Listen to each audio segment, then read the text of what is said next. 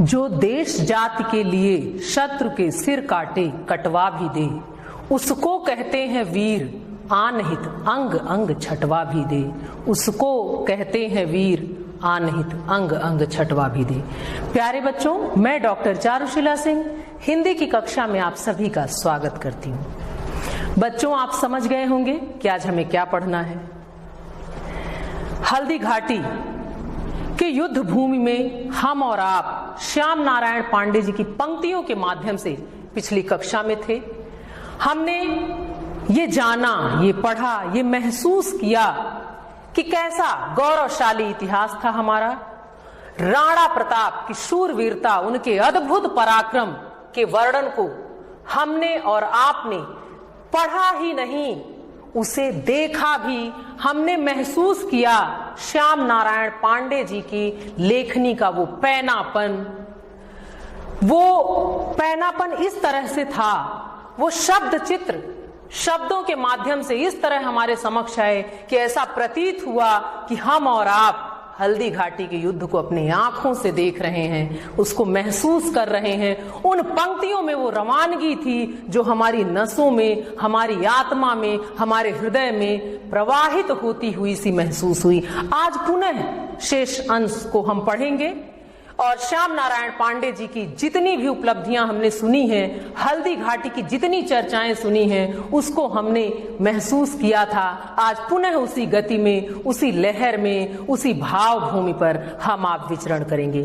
तो आइए बच्चों, अविलंब चलते हैं हल्दी घाटी के उस युद्ध भूमि में, अपने काव्य खंड के अंतर्गत संकलित अपनी पाठ्य पुस्तक के उस पाठ में जिसका शीर्षक है हल्दी घाटी, और देखते हैं कि आगे की पंक्तियों में कवि ने क्या दिया है। सबसे पहले तो आपके समक्ष एक संक्षिप्त परिचय। वैसे तो बच्चों आप इस परिचय से परिचित हो चुके हैं, लेकिन आप सभी जानते हैं कि परिचय का कितना महत्व होता है, इसलिए पुनः एक बार परिचय आपके समक्ष। ध्यान दें, पाठ का नाम हल्दी घाटी भाग 2। भाग 2 इसलिए लिखा है कि इसमें शेष अंश जो रह गए थे वो सब हम आज पढ़ेंगे। रचयिता श्याम नारायण पांडे, भाषा खड़ी बोली वही अपनी सी, रस वीर गुण ओज छंद मुक्त तुकान। ये परिचय रहा बच्चों। अब सीधे सीधे आपको ले चलती हूं मैं हल्दी घाटी की उस युद्ध भूमि में श्याम नारायण जी की पंक्तियों के माध्यम से, जिसमें हमने पिछली कक्षा में भ्रमण किया, जाना, जिस युद्ध को देखा। आज देखते हैं कि वो आगे बढ़कर कहां तक पहुंचा है। हमने और आपने यहां तक पढ़ लिया था, यहां तक जान लिया था कि राणा प्रताप की जो तलवार थी वो ऐसी लग रही थी जैसे रणचंडी की जीभ हो। यहां तक हमने और आपने पिछली कक्षा में पढ़ा था।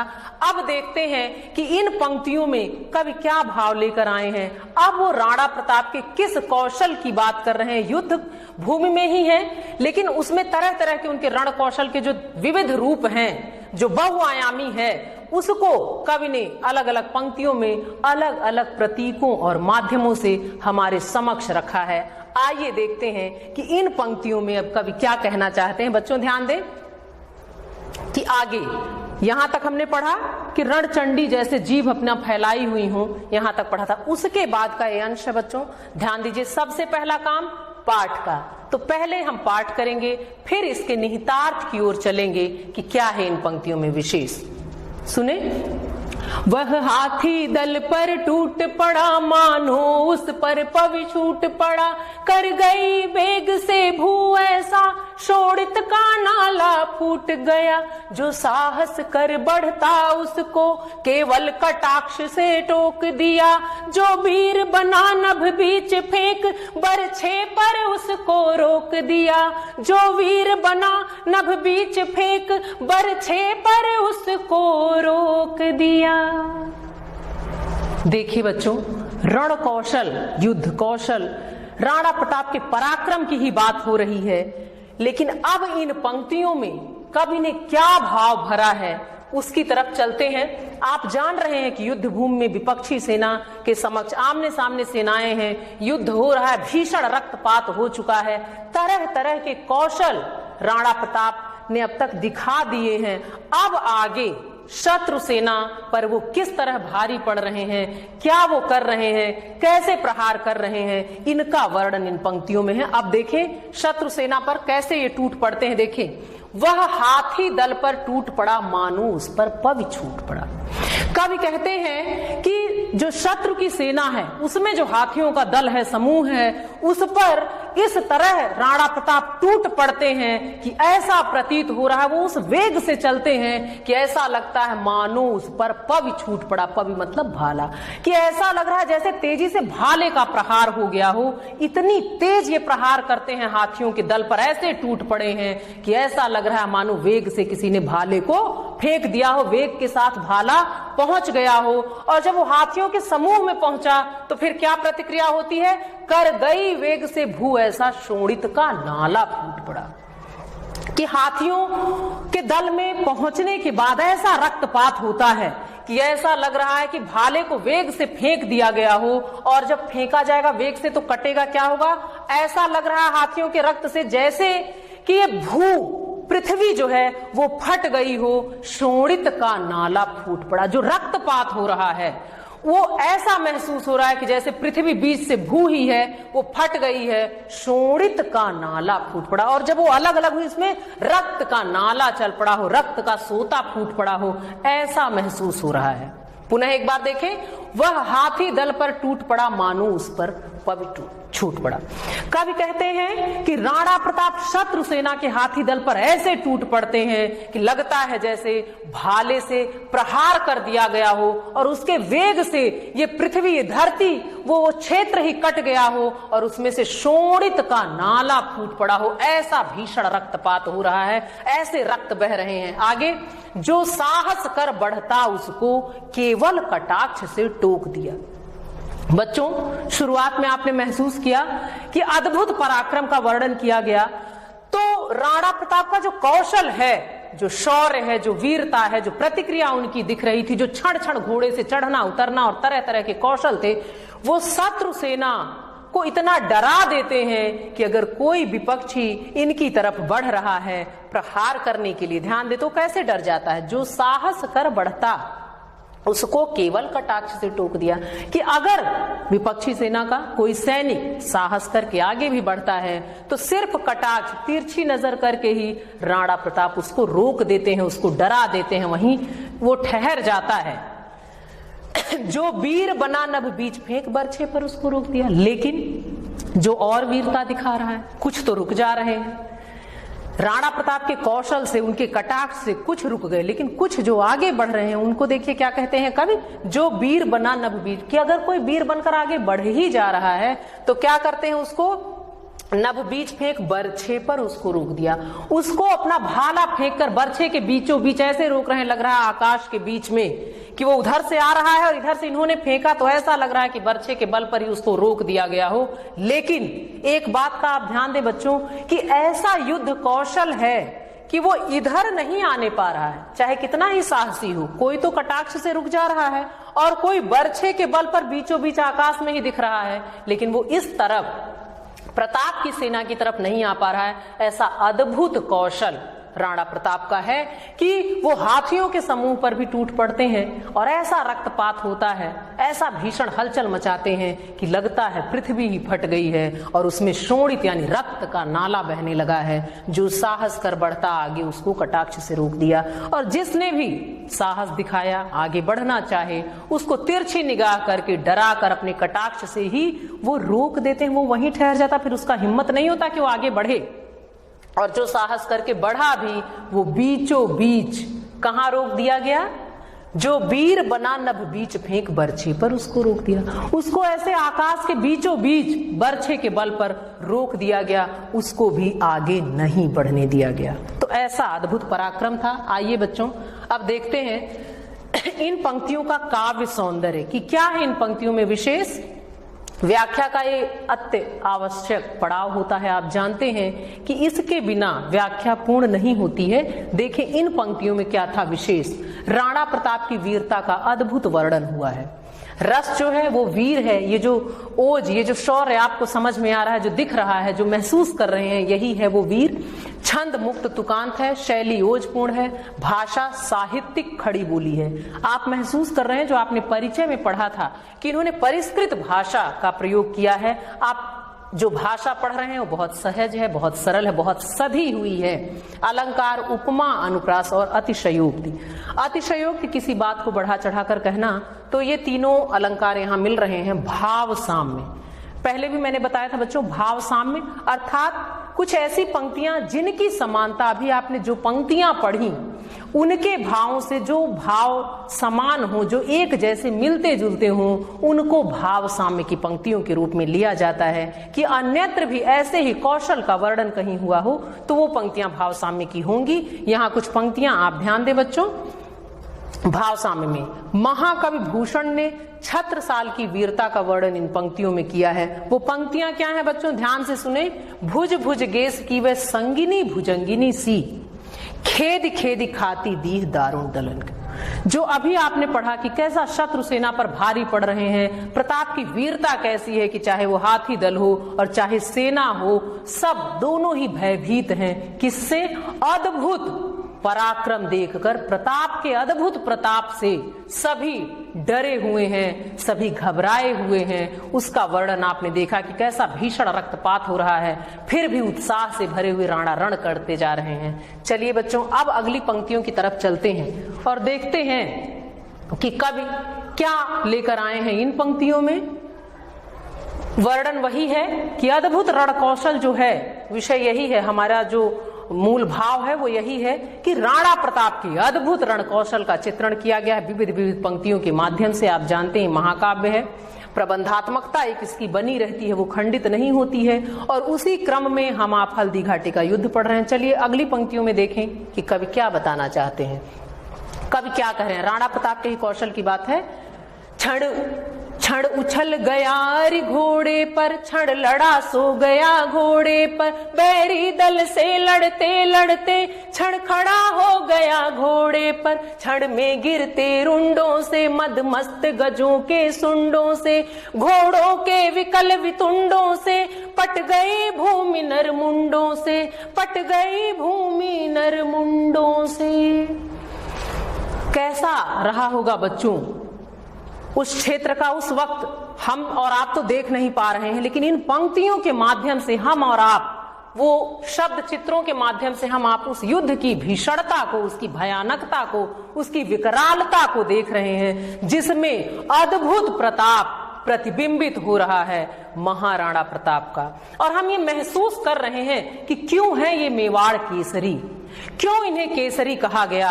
हम वैसा ही एक प्रताप जो किसी से डरता नहीं, वो शत्रु की सेना में भी होकर घुसकर चला जाता है, लेकिन क्षण भर के लिए भी चेहरे पर कोई डर, कोई भय ना हो। तो एक ऐसा प्रताप जिसमें है वो है महाराणा प्रताप। और इन पंक्तियों में देखें उनके अद्भुत रण कौशल की बात कही गई कि कैसे वो शत्रु सेना को अचंभित कर रहे हैं, किस तरह का कौशल दिखा रहे हैं। वो शूरवीरता, वो पराक्रम जो शब्दों में, जो बातों में, जो किंवदंतियों में हमने सुना है, आज हम और आप हल्दी घाटी के माध्यम से उसको पढ़ रहे हैं और महसूस कर रहे हैं। अद्भुत पंक्तियां हैं शौर्य की, अद्भुत है ये भारत भूमि। निसंदेह ये वीर भूमि के वो वीर हैं जिनके पराक्रम को, जिनके शौर्य को भुला पाना संभव नहीं है। ये हमारे गर्व हैं, ये हमारे अभिमान हैं, हमारे स्वाभिमान हैं।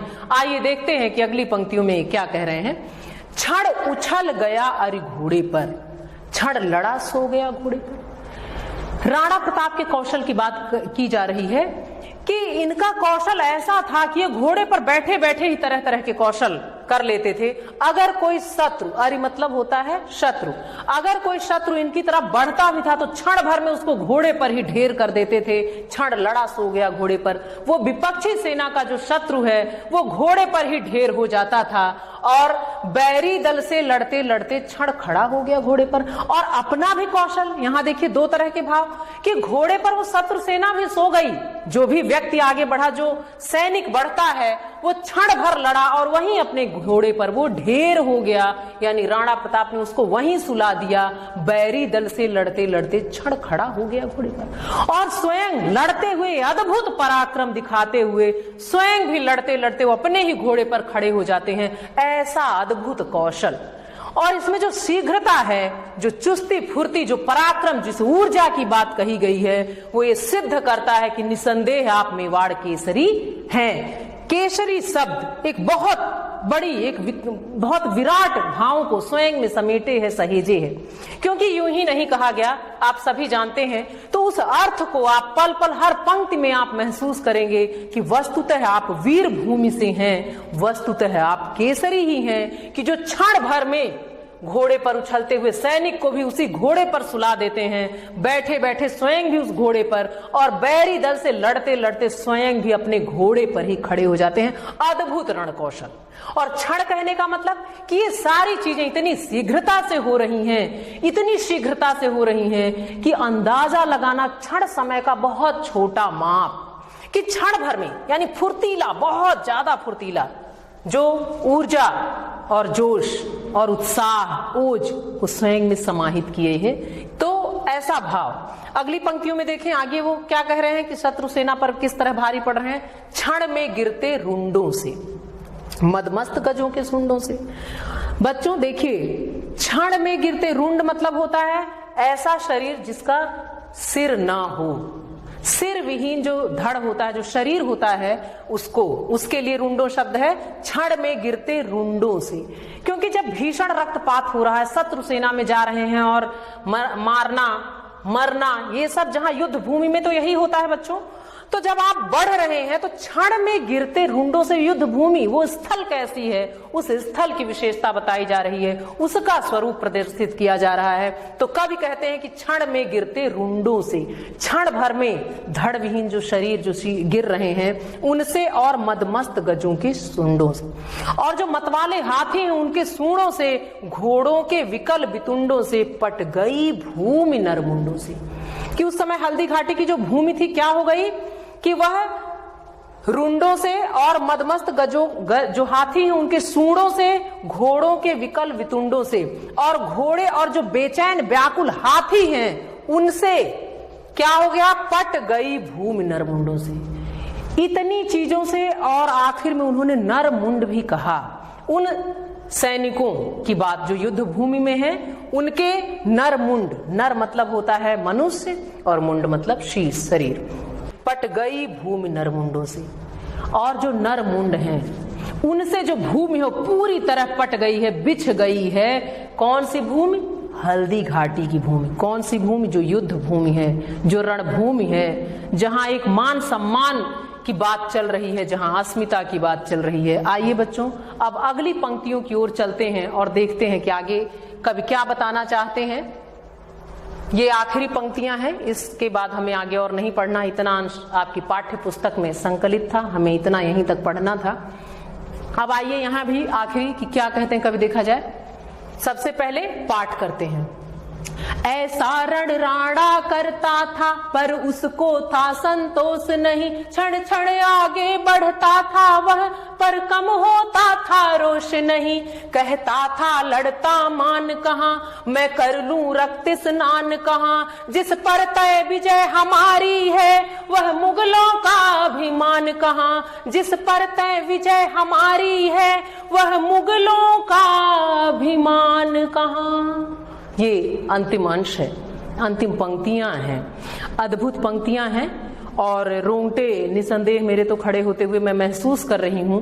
आप भी अगर इन पंक्तियों में घुलेंगे और एक बार पूरे क्रम से पहली पंक्ति से आखिरी पंक्ति तक पहुंचने का प्रयास करेंगे तो ये विकलता, ये तेज, ये ऊर्जा, ये उत्साह, ये नसों की फड़कन आप स्वयं महसूस करेंगे बच्चों। आइए अब आखिरी पड़ाव की तरफ हम हैं और देखें कि अब यहाँ कवि क्या कहते हैं। फिर वही युद्ध कौशल की बात हो रही है। कवि कहते हैं ऐसा रण राणा करता था पर उसको था संतोष नहीं। अभी आपने पहली पंक्तियों से लेकर अब तक जितना भी कुछ पढ़ा उसमें आपने जाना कि अद्भुत पराक्रम, अद्भुत शौर्य, अद्भुत व्यंजना इन पंक्तियों के माध्यम से। तो ऐसी शूरवीरता से लड़ने के बावजूद भी राणा प्रताप को संतोष नहीं था। यही बात ये कहना चाहते कि वो विकलता थी, वो बेचैनी थी, वो पीड़ा थी, वो कष्ट था जो कचोट रहा था। वो मान सिंह को ढूंढ रहे थे, उन्हें ये संतोष नहीं हो पा रहा था कि मैं अपने कर्म को जितनी दक्षता से कर रहा हूं, फिर भी वो विकलता थी कि शत्रु सेना का विनाश मैं किस तरह और कितनी शीघ्रता से करूं। कवि कहते हैं ऐसा रण राणा करता था पर उसको था संतोष नहीं, कि इतना अद्भुत पराक्रम दिखाने के बावजूद राणा को संतोष नहीं था। उन्हें ये नहीं था कि अब चलो बहुत हुआ हो गया, नहीं, वो उस लक्ष्य की तरफ जाना चाह रहे थे जो था मान सिंह का वध करना चाह रहे थे। आगे देखिए, क्षण क्षण आगे बढ़ता था वह, पर कम होता था रोष नहीं। उनका क्रोध जो था वो एक पल के लिए भी कम नहीं हो रहा था। वो क्षण क्षण आगे बढ़ते थे, लेकिन उसी तरह उसी क्रोध में जब कोई आपकी माँ की अस्मिता पर हाथ डाले, जब आपकी मातृभूमि पर कोई बुरी नजर डाले, तो ये रोष कम होना भी नहीं चाहिए, क्योंकि कहा भी गया है लाल वही है जो मां के अपमान के समय जिसका चेहरा भी लाल हो। यहां वैसा ही वर्णन किया गया कि राणा ऐसा रण करते थे, उसके बावजूद उनको संतोष नहीं था। वह क्षण क्षण आगे बढ़ते रहे, लेकिन उनका जो रोष, जो क्रोध था शत्रु सेना पर, वो जरा भी कम नहीं हो रहा था। फिर आगे देखिए क्या कहते हैं, कहता था लड़ता मान कहां, मैं कर लूं रक्त स्नान कहां। वो लड़ते रहे और कह रहे थे बार बार कि मान सिंह कहां है। आप जानते हो मान सिंह के रक्त के प्यासे थे, लेकिन यहां देखिए ये दो अर्थ यहां लिया जा सकता था कि ये मान सिंह के रक्त के प्यासे भी थे, और इन्होंने ये भी कहा कहता था लड़ता मान कहां, मैं कर लूं रक्त स्नान कहां, कि मान सिंह कहां है जिसने ये सोचा कि मैं रक्त रंजित हो जाऊंगा।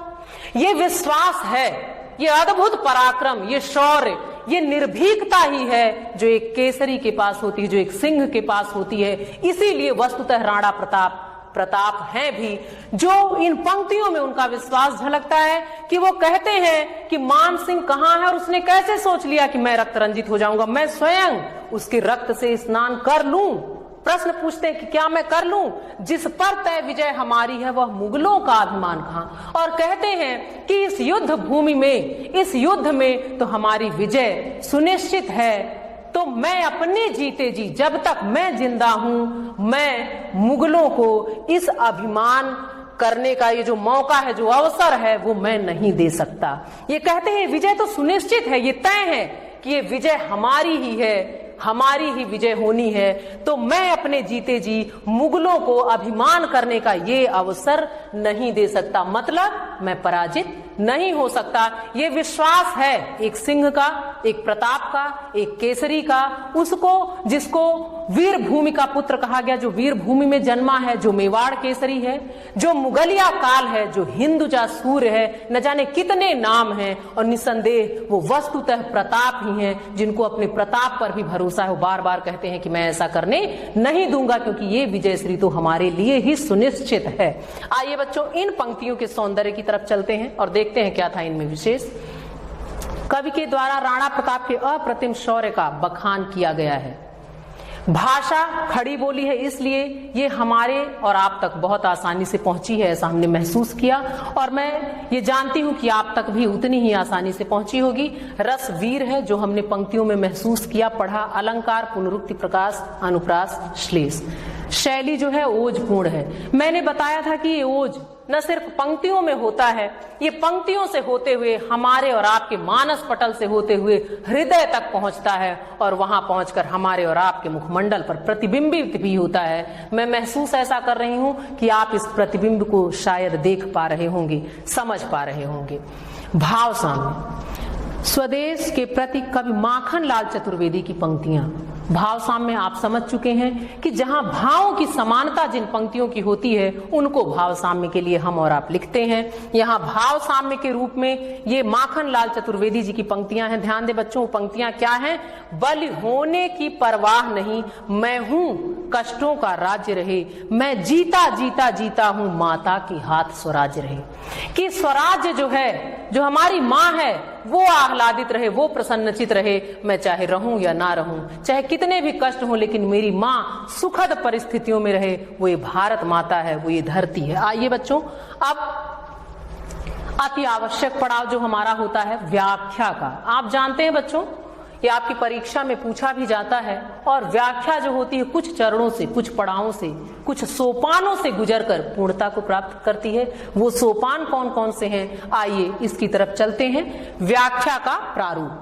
सबसे पहले हम लिखते हैं संकेत, जिसके माध्यम से हमें बताते हैं कि व्याख्या के लिए गए जो अंश हैं, जो खंड हैं, जो भाग हैं, वो कौन से हैं, जिसको हम यहाँ लिखते हैं आद्यंत। आदि और अंत, शुरुआत और आखिरी। मेवाड़ केसरी कपाली था। इससे ये इंगित करते हैं, बताते हैं कि मेवाड़ केसरी से लेकर कपाली था तक के अर्थों की व्यंजना मैं इस व्याख्या के अंतर्गत, इस अंश की व्याख्या में करूंगी। संदर्भ देख ले क्या है। संदर्भ पूरे पाठ्यक्रम में कभी बदलता नहीं बच्चों, इसलिए ध्यान दें। प्रस्तुत काव्य पंक्तियां हमारी पाठ्य पुस्तक हिंदी के काव्य खंड में संकलित तथा ओजस्वी वाणी के कवि श्याम नारायण पांडे द्वारा रचित हल्दी घाटी शीर्षक से अवतरित है। पूरे पाठ में ये कभी नहीं बदलना है। प्रसंग बदलते जाएंगे, जैसे जैसे आपके खंड, आपकी पंक्तियां बदलेंगी, प्रसंग बदलते हैं। इन पंक्तियों के प्रसंग को देखें। प्रस्तुत काव्य पंक्तियों के माध्यम से कवि श्याम नारायण पांडे जी ने हल्दी घाटी की युद्ध भूमि में महाराणा प्रताप द्वारा दिखाए गए रण कौशल का दृष्टांत वर्णन किया है। आंखों देखा वर्णन लग रहा है। आइए बच्चों अगले पड़ाव की तरफ चलते हैं। कठिन शब्दार्थ। हर पाठ के बाद मैं आपसे कहती हूं कि पाठ पढ़ने से पूर्व कुछ कठिन शब्द होते हैं, उसको पढ़ लिया करें, तो पाठ बहुत ही आसानी से हमारी और आपके समझ में आता है। फिर भी एक बार कठिन शब्द आपके समक्ष। मेवाड़ केसरी, इसका अर्थ होता है मेवाड़ का सिंह, जो महाराणा प्रताप को यहाँ कहा गया। रण युद्ध स्थल, भीषण भयानक, शोणित मतलब रक्त, वितुंड मतलब हाथी, अभिमान मतलब घमंड, रोष मतलब क्रोध। आइए अब हम अपने अभीष्ट की तरफ चलें। जैसा कि आप जानते हैं, हर पाठ का, हर कर्म का एक लक्ष्य, एक उद्देश्य निर्धारित होता है और उसको पाकर ही हम आप जान पाते हैं। लेकिन उसको कितना पाया, कैसे पाया, किस हद तक पाया, ये जानने के लिए एक पड़ाव होता है जिसको हम मूल्यांकन कहते हैं। तो आंतरिक मूल्यांकन के कुछ प्रश्न, जिसके माध्यम से हम और आप अपना मूल्यांकन कर सकते हैं। कुछ प्रश्न आपको दिए जा रहे हैं, आप करिए। इन प्रश्नों के माध्यम से आप स्वयं का भी मूल्यांकन करें। राणा प्रताप के घोड़े का क्या नाम था? हल्दी घाटी का युद्ध किस किस के बीच में हुआ था और क्यों? और आखिरी संप्राप्ति, हमने और आपने क्या पाया? हमने और आपने हल्दी घाटी के उस ऐतिहासिक युद्ध के बारे में जाना। राणा प्रताप के अद्भुत कौशल से हम और आप परिचित हुए। कवि की लेखनी की धार से परिचित हुए। ये हमारी और आपकी उपलब्धि रही और हमने जाना कि वस्तुतः कवि की जो वाणी है, जो लेखनी है, वो धन्य है और हल्दी घाटी इतनी चर्चित है तो क्यों है। बच्चों पुनः एक नए विषय के साथ मुलाकात होगी। धन्यवाद।